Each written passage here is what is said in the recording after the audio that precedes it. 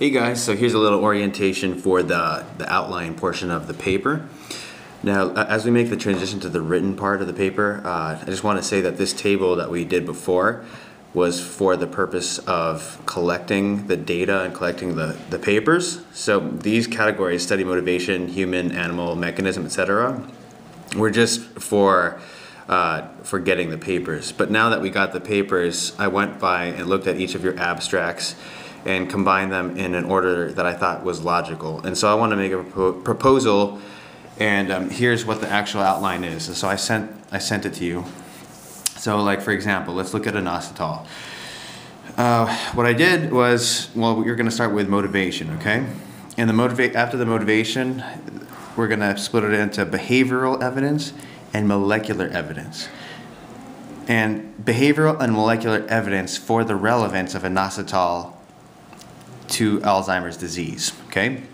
Molecular evidence will further be broken down into the biomolecular profile and the amyloid hypothesis.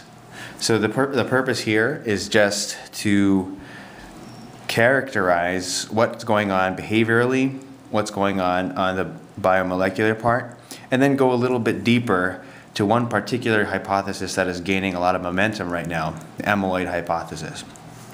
Finally, we're going to tie it all back together in the discussion and clinical applications.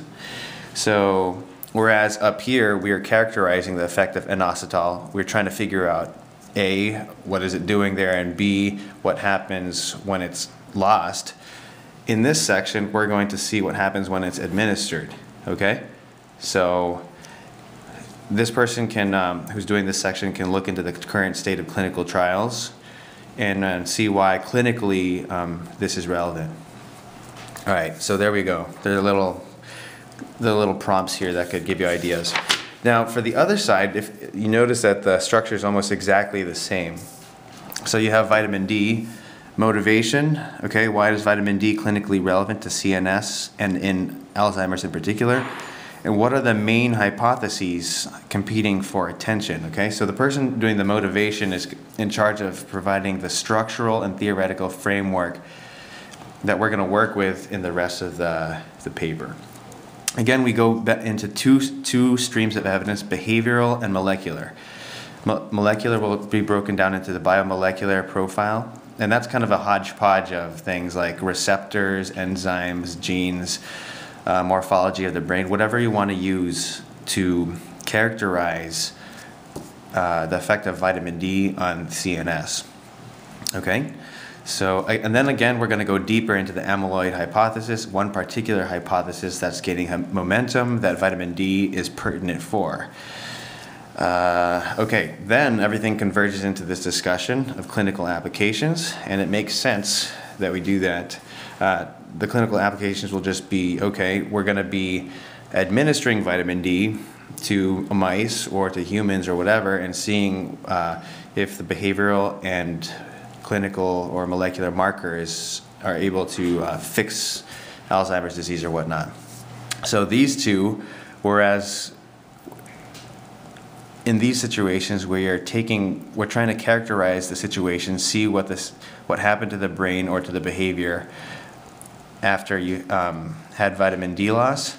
Here we're going to look at evidence where you administered it and saw if it was clinically relevant. So here we're going to look for the current state of clinical trials and what further directions we could go in the future.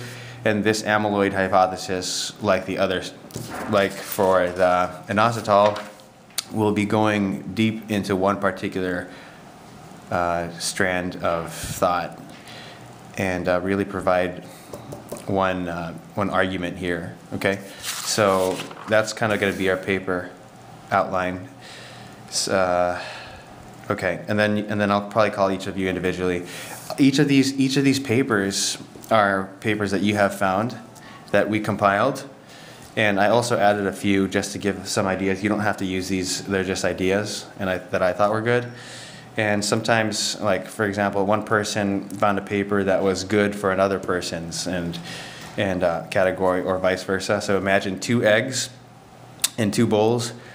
I cracked both of the eggs, put both of the cracked eggs inside one bowl, scrambled it, then put half of the scrambled eggs in one bowl and half of the scrambled eggs in the other bowl. That's kind of what I did with the papers, okay?